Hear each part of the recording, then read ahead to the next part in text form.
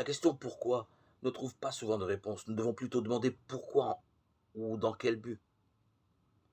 C'est-à-dire poser nos regards en avant. Nous devons surtout réfléchir à l'aide que nous pouvons apporter à autrui.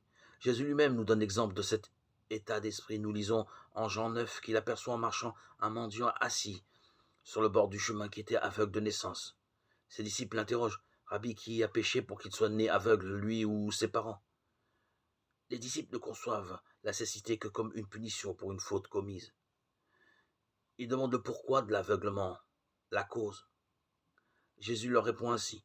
Ni lui ni ses parents n'ont péché, mais c'est pour que les œuvres de Dieu se manifestent en lui. Jean 9, 3. Jésus donne une réponse qui pointe en avant. Il réoriente les disciples vers le pour que.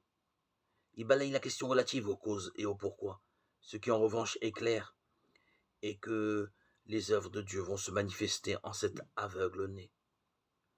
La seule chose intéressante est donc que Jésus le guérit en prononçant une parole de guérison pleine d'autorité. La détresse de ce monde n'existe pas pour que nous dissertions pieusement à son sujet. Cela n'aide personne que nous trouvions une explication religieuse au mal.